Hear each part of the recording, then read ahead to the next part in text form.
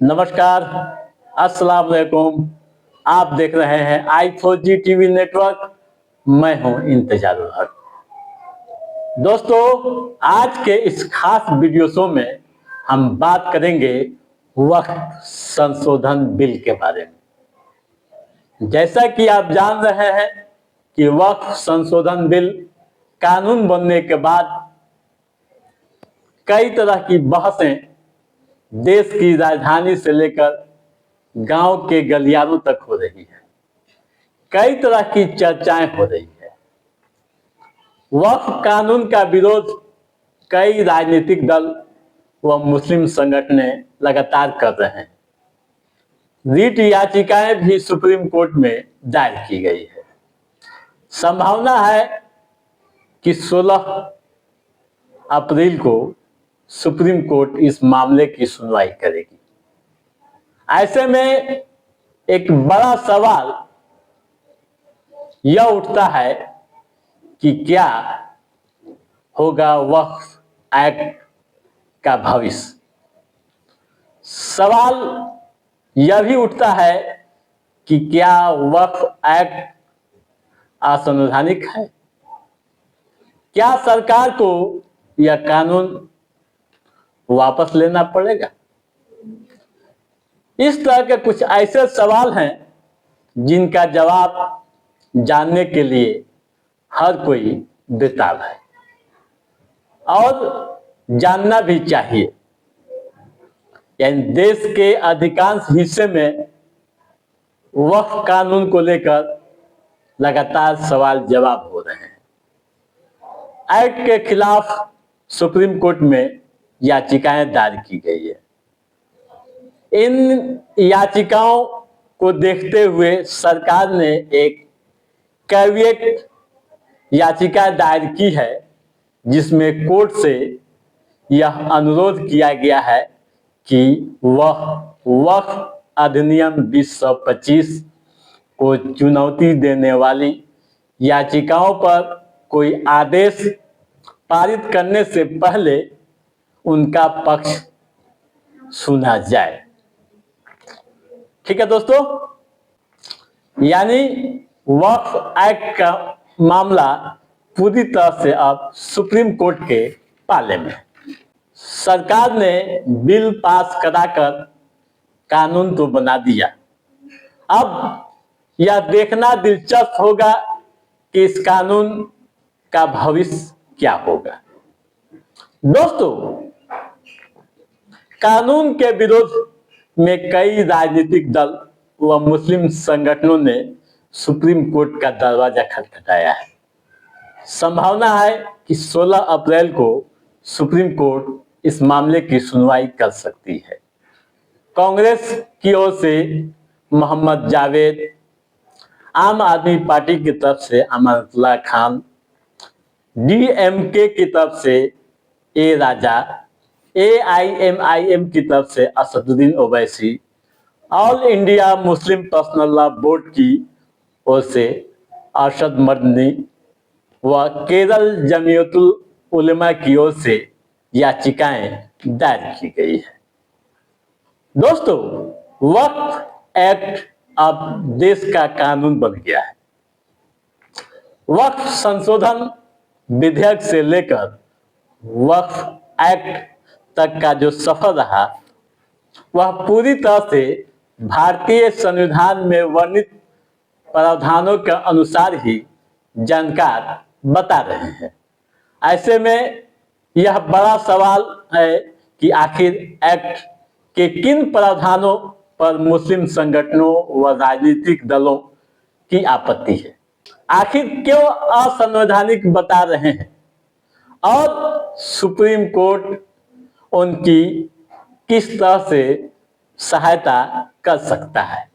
तमाम तरह की जानकारियां हम टू द पॉइंट आपको देने जा रहे हैं। आप ध्यान से सुनिएगा। नाराजगी का पहला कारण आप नोट कर लीजिए। वक्फ बाय यूजर का प्रावधान हटाए जाने से। कैसे, आप याद कर लीजिए। दोस्तों, वक्फ बाय यूजर प्रावधानों को हटाने से भी मुस्लिम समाज काफी नाराज है। उनका कहना है कि पहले की व्यवस्था में यदि कोई संपत्ति लंबे समय से धार्मिक या धर्मार्थ कार्यों के लिए इस्तेमाल की जा रही थी तो उसे वक्फ की संपत्ति मानी जाती थी, भले ही उसका कोई दस्तावेज न हो। लेकिन अब इस संशोधन के बाद प्रावधान को हटा दिया गया है। अब दस्तावेज जरूरी है। मुस्लिम समाज का मानना है कि इन प्रावधानों को हटाए जाने से ऐतिहासिक मस्जिदें व धार्मिक स्थलें खतरे में पड़ जाएंगी। दोस्तों, वहीं कानूनविद फैजान अहमद का कहना है कि 1995 का संशोधन वक्फ बोर्ड को मजबूत करता था, जबकि 2025 का संशोधन उसे कमजोर करता है। यही वजह है कि इसका विरोध हो रहा है। जो अपील सुप्रीम कोर्ट में दायर की गई है, जो न्यायालय से मांग की गई है,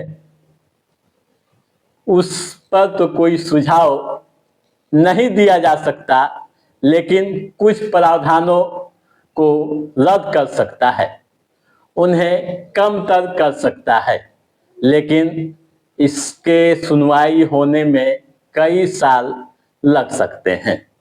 ठीक है दोस्तों, अब सवाल यह है कि वक्फ एक्ट में संशोधन का 1995 में हुआ था स्वागत, 2025 में विरोध क्यों? तो आप नोट कर लीजिए, टू द पॉइंट मैं आपको बताने जा रहा हूं। दोस्तों, वक्फ एक्ट 1954 में बना था। कब? 1954 में वक्फ एक्ट बना था। इसका उद्देश्य यह था कि देश में जो भी वक्फ की संपत्तियां हैं उसका दुरुपयोग न हो, वक्फ संपत्ति का प्रबंध सही ढंग से हो और उसकी उचित अधिकारी और देखभाल हो। बावजूद इसके वक्फ संपत्ति को लेकर देश में विवाद होते रहे। दोस्तों, वर्ष 1995 में वक्फ एक्ट में संशोधन किया गया था और कई महत्वपूर्ण बदलाव किए गए थे। इसके तहत सेंट्रल वक्फ काउंसिल की स्थापना की गई और कई महत्वपूर्ण कार्य किए गए जो राष्ट्रीय स्तर पर वक्फ की निगरानी करता है, वक्फ की संपत्तियों का रिकॉर्ड रखता है और विवादों का भी निपटारा करता है। बावजूद इसके वक्फ से जुड़े विवाद कम नहीं हुए, लगातार बढ़ते गए। वक्फ बोर्ड पर भ्रष्टाचार व अनियमितताएं के बड़े आरोप लगे, जिसके बाद सरकार नया संशोधन लेकर आई, जिससे कई प्रावधान हटाए गए हैं। पहले विवादित वक्फ संपत्तियों के स्वामित्व का निर्णय वक्फ बोर्ड द्वारा किया जाता था, लेकिन अब यह अधिकार बोर्ड के पास नहीं रह गया। जिला कलेक्टर जैसे सरकारी अधिकारी इसकी मॉनिटरिंग करेंगे। यूं कहूं कि जिला कलेक्टर के पास यह अधिकार चला गया। इस प्रावधान से बोर्ड की ताकत में कमी आई है।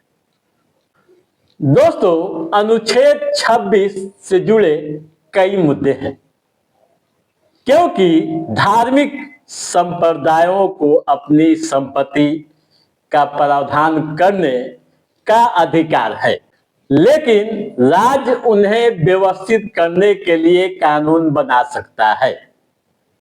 लेकिन यहां विरोध कानून बनाने का नहीं बल्कि कुछ प्रावधानों का है। अगला पॉइंट, क्या वक्फ एक्ट को गलत तरीके से संसद से पास कराया गया है? दोस्तों, वक्फ बिल के संसद में पेश होने से लेकर इसके कानून बनने तक विपक्ष सरकार पर यह आरोप लगाता रहा है कि यह बिल असंवैधानिक है और इसे पास करवाने के लिए सरकार ने मनमानी की है। कानून के जानकार फैजान मुस्तफा कहते हैं कि वक्फ एक्ट बिल्कुल सही तरीके से पास हुआ है, कुछ भी गलत नहीं है। वहीं अयोध्या नाथ मिश्रा कहते हैं कि वक्फ एक्ट बिल बिल्कुल विधायी प्रक्रियाओं के तहत पास हुआ। बिल पहले पेश हुआ, फिर गहन विचार विमर्श के लिए संयुक्त संसदीय समिति के पास भेजा गया। उसके बाद कई अहम सुझाव आए जिसे शामिल किया गया और उसके बाद दोनों सदनों में रखा गया, जहां पास होने के बाद राष्ट्रपति की मंजूरी भी मिल गई। इसमें कोई गलत नहीं है, पूरी तरह से लोकतांत्रिक तरीके से हुआ है। ठीक है दोस्तों, अब आइए बात करते हैं संविधान के अनुच्छेद 25 और 26 के बारे में। क्या है इस अनुच्छेद में प्रावधान और क्यों हो रही है इस पर इतनी चर्चा है? दोस्तों, संविधान का अनुच्छेद 25 और 26 दोनों ही धार्मिक स्वतंत्रता से जुड़ा हुआ है। अनुच्छेद 25 में कहा गया है कि प्रत्येक व्यक्ति को अंतरात्मा की स्वतंत्रता तथा धर्म को ग्रहण करने, उस पर आस्था रखने, उसका पालन करने और उसका प्रचार करने की स्वतंत्रता होगी। वहीं अनुच्छेद 26 में कहा गया है कि प्रत्येक धार्मिक संप्रदाय या उसके किसी भी भाग को कुछ अधिकार होंगे। कौन कौन अधिकार होंगे ये आप समझ लीजिए। नंबर 1, धार्मिक कार्यों का स्वेच्छा प्रबंध करने का अधिकार। नंबर 2, धर्मार्थ उद्देश्य के लिए संस्थाओं की स्थापना और बनाए रखने का अधिकार। नंबर 3, ऐसी संस्थाओं की संपत्ति प्राप्त करने का अधिकार। नंबर 4, ऐसी संपत्ति का विधि अनुसार प्रबंध करने का अधिकार। ठीक है, आप समझ गए होंगे। अब आइए यह भी समझ लें कि असदुद्दीन ओवैसी की याचिका में क्या है, क्या कहा गया है असदुद्दीन ओवैसी की याचिका में। दोस्तों, AIMIM के नेता असदुद्दीन ओवैसी ने अपनी याचिका में यह आरोप लगाया है कि वक्फ एक्ट मनमाना है और धर्म के आधार पर भेदभाव को बढ़ाना है। इंडियन एक्सप्रेस में छपी खबर के अनुसार ओवैसी ने यह भी आरोप लगाया है कि यह एक्ट शरीयत का उल्लंघन है, यानी शरीयत का उल्लंघन करता है और मुसलमानों को अपने धार्मिक संस्थाओं का प्रबंधन करने में रोकता है। सुप्रीम कोर्ट में दाखिल याचिकाओं में यह भी कहा गया है कि संविधान के अनुच्छेद 25 और 26 का उल्लंघन किया गया है। अब आइए यह भी अंत में समझ लेते हैं कि संविधान के किस अनुच्छेद के तहत दाखिल की गई है ये याचिका है। दोस्तों, आप ध्यान से सुनिएगा, काफी महत्वपूर्ण है। संविधान के अनुच्छेद 32 के तहत यह याचिकाएं दाखिल की गई है। मुस्लिम संगठनों और राजनीतिक दलों ने संविधान के अनुच्छेद 32 के तहत याचिकाएं दाखिल की है। संविधान का अनुच्छेद 32 अपने नागरिकों को यह अधिकार देता है कि अगर उसके मौलिक अधिकारों का उल्लंघन होता है तो वे सीधे सर्वोच्च न्यायालय की शरण में जा सकता है, यानी याचिकाएं दायर कर सकता है। इस लिहाज से सुप्रीम कोर्ट जाना किसी के लिए गलत नहीं है। इस अनुच्छेद के तहत दायर याचिकाओं में कहा गया है कि मुसलमानों के मौलिक अधिकारों का हनन है और उनकी धार्मिक परंपरा वक्फ पर आघात पहुंचाया गया है। ठीक है दोस्तों, तो आप समझ गए होंगे तमाम तरह की बातें कि क्यों वक्फ संशोधन बिल यानी वक्फ कानून को लेकर सवाल खड़े किए जा रहे हैं।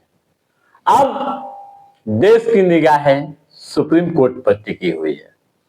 सुप्रीम कोर्ट इस मामले में किस तरह का कदम उठाती है, क्या फैसले जारी करती है, यह देखना दिलचस्प होगा। तो दोस्तों, आज के इस एपिसोड में बस इतना ही।